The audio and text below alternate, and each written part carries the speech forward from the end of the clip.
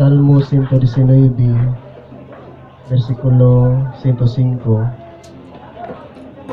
Ang imong pulong maoy suga, nga magtultol kanako ug maoy kahayag sa akong agian. Sa ato pang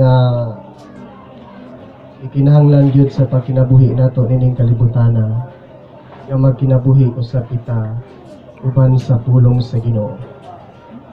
Ngano man ang pulong sa Ginoo mao ni siya motultol sa atong agianan.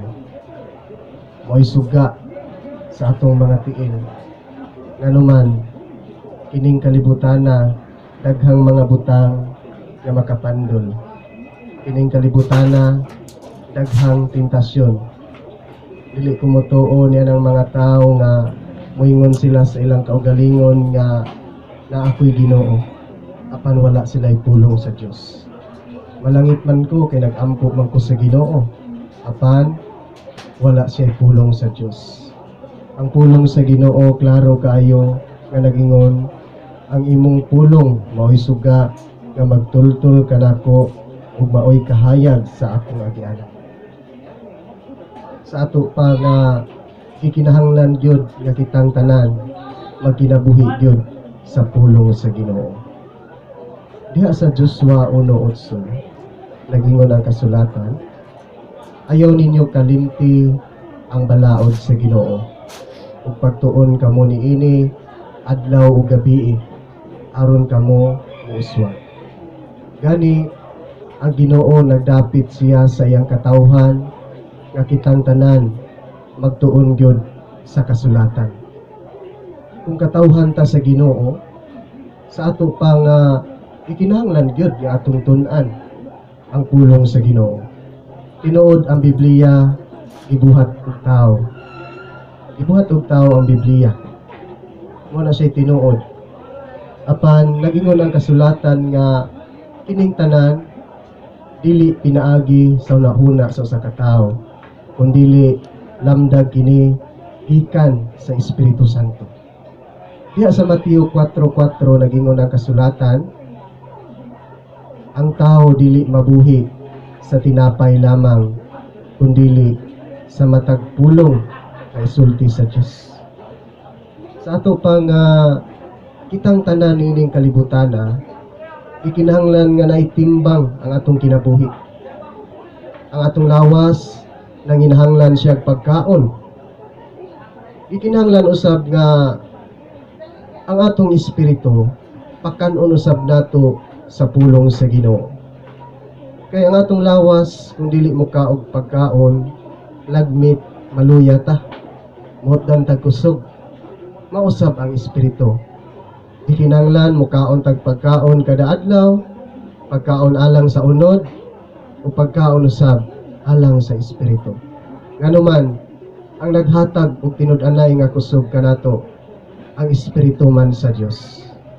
Sa ato pa nga bisan pag-unsa kaluya sa lawas, apan kung lig-on ang espiritu, dili gyapon siya maunsa. Magunsa man na kung himsog ang atong lawas, apan ang atong espiritu huyang. Asa ba'y importante? Ang lawas ba o ang espiritu? Importante gyud ang atong espiritu. Ngano man kung wala na tay espiritu, dili na mudagan ang atong hunahuna, dili na ta makalihok. Ngano man ang Ginoo mo'y tag-iya sa atong espiritu.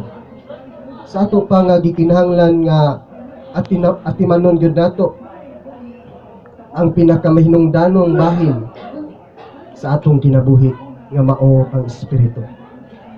Ingana na siya, ang Ginoo nag-ingon gyud nga dili ta mabuhi pinaagi sa pagkaon lamang, kundi sa matag pulong sa Dios. Apan ang Ginoo na nag-awhag sa tanan niyang katawhan, kung katawhan gyud ta sa Ginoo, gikinahanglan gyud nga kada adlaw magbasa gyud ta sa Biblia. Ibuhat ang Biblia sa tao, tinuod na siya. Gani ang mga mago na sila'y mga libro, mga maglalamat. Tinuod na siya mga anting-antingan na sila'y mga libro. Muna nga diha sa ilang pagkat-on, Sa ato pa nga naagid sila kanang maangkon nga gahom gikan silang pagkat-on. Gani diha sad sa pagkat-on nato sa kasulatan makaangkon sa tao kaluwasan.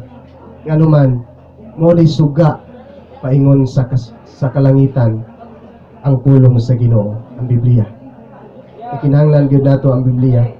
Diha sa kasulatan sa Salmo nagingon ang pulong sa Ginoo nga bulahan ang dili mamati sa tambag sa dautan o mosunod sa gibuhat sa mga makasasala o makig-abin kanila nga wala mo ila sa Dios.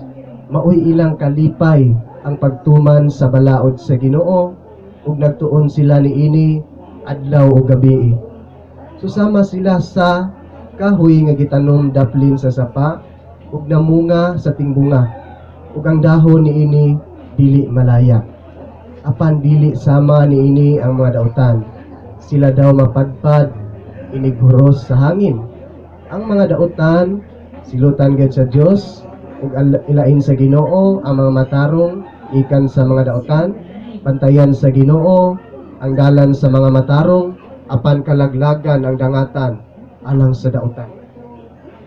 Sa ato pang klaro kayo ang Bible nagpamatuod gyud. Gani dinhi sa kalibutan nabati gyud sa tao nga silang tanan layo kayo sa Ginoo. Number 1, ilang gidinay ang Biblia. Gani nagingon ang kasulatan nga ang nahigugma kanako nahigugma sa akong mga pulong. Ako mahigugma kaniya ug ang amahan nga naa sa langit mahigugma kaniya. Sa ato pang kung ingon ta sa atong kaugalingon nga ana ako'y Ginoo, nahigugma ko sa Ginoo. Apan wala kay gugma sa Bible sa pagbasa. Sa ato pang dili tinud-anay nga nahigugma ka sa Ginoo. Nganuman, klaro man kay ang kasulatan nga ang nahigugma kanako nahigugma sa akong mga pulong. Sa ato pang gikinahanglan di ay nga higugmaon gyud nato ang pagbasa sa kasulatan kada adlaw. Nganuman nining kalibutana daghang mga relihiyon nga diin mianhi sa kalibutan. Muna ang mga tao naglibog na sila. Kay nganuman dili man sila mobasa sa kasulatan. Gani ang matag relihiyon magkuha na sila mga doktrina base sa kasulatan. Sa ato pang ang tanan di ay nga relihiyon ining kalibutan na nagsigi lang sila kuha og mga pagtulunan nga naa sa kasulatan. Apan ang kasulatan nag-ingon siya dinhi sa gipadayag nga kinsa ang moiban ug modugang niining basahona hamtangan sa Dios ug silot. Sa ato pang makita gyud nato ang kamatuoran kung kita magsunod lang sa pulong sa Ginoo. Makita gyud nato kung kinsa gyud ang tinud-anay tinuod nga pagtulunan nganuman ang tanan anaa sa kasulatan. Ang tanan anaa gyud sa kasulatan mao na siya tinuod. Gikinahanglan gyud nato nga mobasa ta. Gikinahanglan gyud nato nga magtuon ta kada adlaw. Gikinahanglan gyud nga i-practice gyud nato ang atong kaugalingon diha sa pagkat-on. Kay nganuman ang pulong sa Dios mao'y suga sa atong mga tiil paingon ngadto sa kinabuhing walay katapusan. Muna nga muhatag siya kahayag sa atong kinabuhi.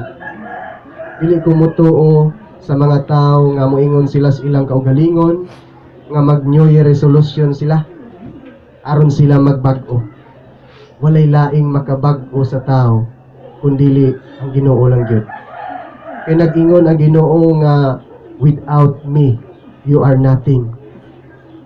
Sa ato pang kung wala ang pulong sa Dios wala kitay mahimo. Daghang moingon nga mga tao nga wala sila'y sala. Apan ang kasulatan nag-ingon nga kitang tanan nakasala sa Dios. Nakasala kita sa Dios tinuod na. Mga nangalagad man sa Ginoo ug wala kitang tanan nakasala sa Dios. Nag-ingon ang kasulatan nga ang pagtuo sa Dios nagagikan sa pagpaminaw sa maayong balita. Sa ato pa nga diha magsugod nga kita makabaton og dakong pagtuo sa Ginoo sa dihang madunggan nato ang pulong sa Dios. O baka ha mubasa